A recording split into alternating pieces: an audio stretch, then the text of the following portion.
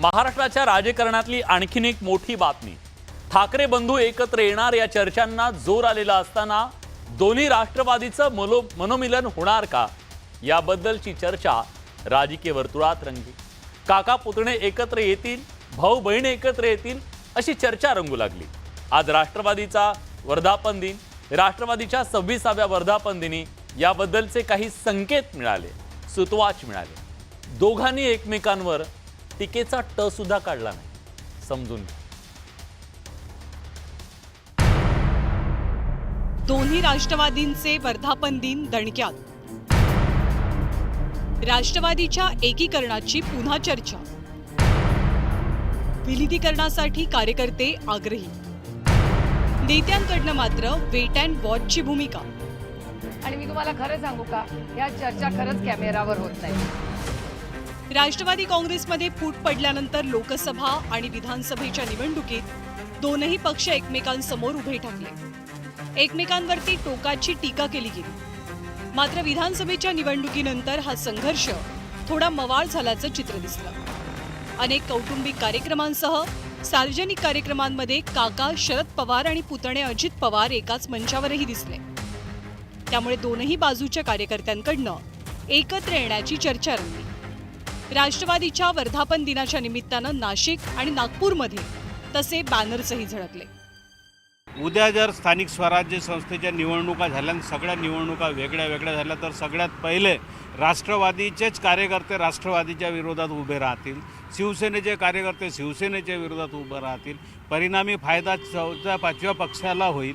आमचं हे मत आहे, जर खरोखर राष्ट्रवादी ठीक आहे, जनतेसाठी आम्ही खूप मोठं काम करतो, दादा चांगले काम करतात, पवारसाहेब चांगले काम करतात, पण ह्या महाराष्ट्रातल्या जर कार्यकर्त्याला खऱ्या अर्थानं घडवायचं असेल तर हे राष्ट्रवादीचं एकत्रीकरण अत्यंत आवश्यक आहे.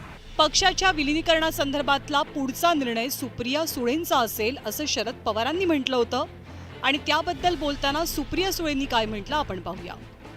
पण त्याला टाइमलाईन नाही ना, त्याला टाइमलाईन नाहीये. आज काही निर्णय कार्यकर्त्यांच्या भावना ह्या नेहमीच आमच्यासाठी सराखोपे असतात. राष्ट्रवादीच्या विलिनीकरणाबद्दल काही दिवसांपूर्वी अजित पवारांच्या पक्षाच्या अमोल मिटकरींनी भाष्य केलं होतं. आषाढी एकादशीपर्यंत दोन्ही भाऊ बहीण एकत्र येतील असं त्यांचं विधान होतं. त्यावर आम्ही कायम भाऊ बहीण राहू, पण आमचे राजकीय संबंध म्हणजे भातुकलीचा खेळ नाहीये असं उत्तर सुप्रिया सुळेंनी दिलंय. दोन्ही राष्ट्रवादी किंवा कुठल्याही एका सशक्त लोकशाहीमध्ये कोणी कुणा बरोबर जायचं हा अधिकार संविधानाने प्रत्येकाला दिलेला आहे. आणि मी तुम्हाला खरं सांगू का, ह्या चर्चा खरंच कॅमेरावर होत नाही. आणि अर्थातच एक कुटुंब म्हणून पवार फॅमिली कालही होती, आजही होईल आणि पुढेही आहेच, याच्यात काही वादच नाहीये. त्याच्यामुळे माझ्यावर किंवा दादावर झालेले पवार कुटुंबातले संस्कार आहेत त्याच्यात कधीच बदल होऊ शकत नाही. आणि राजकीय लाईन की काय घ्यायची असते ती दादाला आणि आम्हाला दोघांनाही, हा काय बहीण भावांचा खेळ नाही ना, आमचा दोघांचा भातुकलीचा खेळ नाही, हा एक गंभीर विषय आहे. तर अर्थातच जेव्हा काही तो निर्णय होईल तो प्रत्येकाला लोकशाही पद्धतीने विचारूनच होईल. कारण का हा काही माझा आणि दादाचा विषय एकट्याचा नाही. दोन्ही राष्ट्रवादींच्या विलिनीकरणाच्या केवळ चर्चाच आहेत असं म्हणत रोहित पवारांनी हा मुद्दाच खोडला. तर अमोल कोल्हेंनी शरद पवार घेतील तोच निर्णय अंतिम असल्याचं म्हटलं.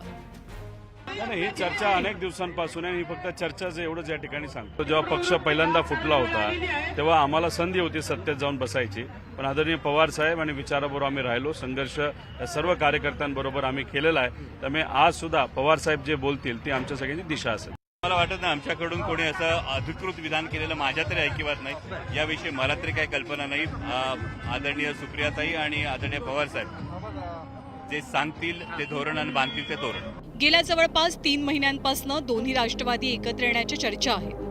त्याबद्दल दोनही पक्षांच्या नेत्यांकडनं वेगवेगळी विधानं केली जात आहेत. मात्र अलीकडच्या काळातील या नेत्यांच्या विधानावरती नजर टाकल्यास पूर्वीचा कडवटपणा कमी झाल्याचं दिसतं. पक्षाच्या वर्धापन दिनाच्या कार्यक्रमात सुद्धा दोनही बाजूच्या नेत्यांनी एकमेकांवरती टीका टिप्पणी टाळली. आणि हेच तर एकीकरणाच्या दिशेनं पडलेलं पहिलं पाऊल नाही ना, याचीही चर्चा रंगली. Bureau report, news 18 Lokmat.